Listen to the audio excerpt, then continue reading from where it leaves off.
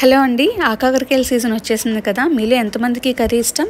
నాకైతే పర్వాలేదు, బాగానే తింటాను. బట్ మా అమ్మగారు చేసింది అయితే చాలా చక్కగా తింటారనమాట. ఆవిడ ప్రాసెస్ చాలా బాగుంటుంది. సో ఆ ప్రాసెస్లో నేను మీకు ఎలా చేయాలో చెప్తాను.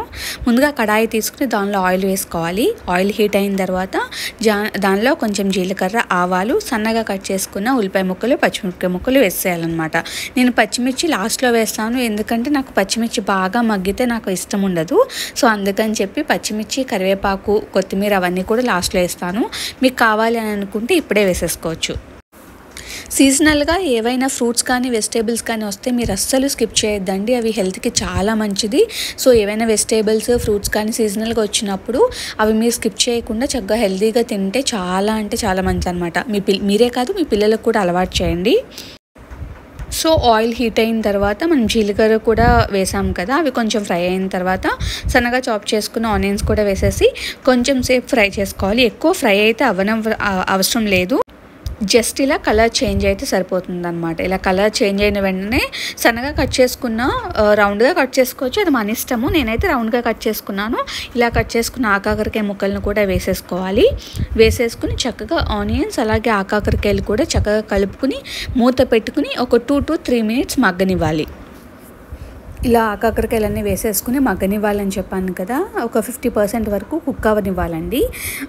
ఈ ఆకాకరకాయలన్నీ కూడా 50% కుక్ అయిన తర్వాత మనం దీనిలో సరిపడా ఉప్పు, కారం, పసుపు, ధనియా పౌడర్ ఇవన్నీ వేసుకుని కలుపుకోవాలి. అల్లం వెల్లుల్లి పేస్ట్ అయితే వేయవసరం లేదు. మీకు ఇంట్రెస్ట్ ఉంటే కావాలి అని అనుకుంటే వేసుకోవచ్చు.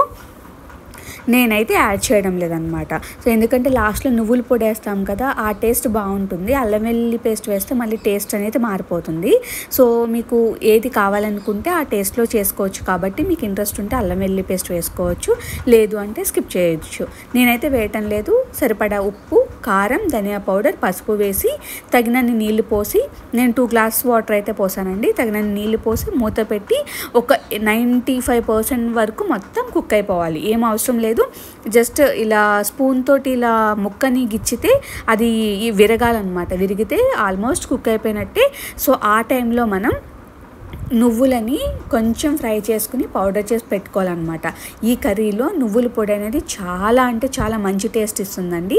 ఒక లైట్గా ఫ్రై చేసుకుని మిక్సీ జార్లో పొడి పట్టుకుని దాన్ని ఒక 95% కుక్ అయిన తర్వాత ఈ ఆకాకరకాయ కర్రీలో వేసేసుకోవాలన్నమాట.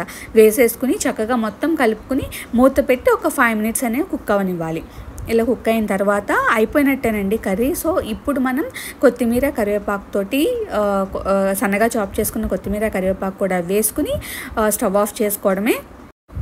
అంతే అండి, చాలా ఈజీగా అండ్ యమ్మీగా హెల్దీగా ఆకాకరకాయ కర్రీ అయితే రెడీ అయిపోయింది. సో ఈ రెసిపీ అండ్ ఈ ప్రాసెస్ మీకు నచ్చినట్లయితే please subscribe the channel and thank you so much for watching the video. Thanks for the support.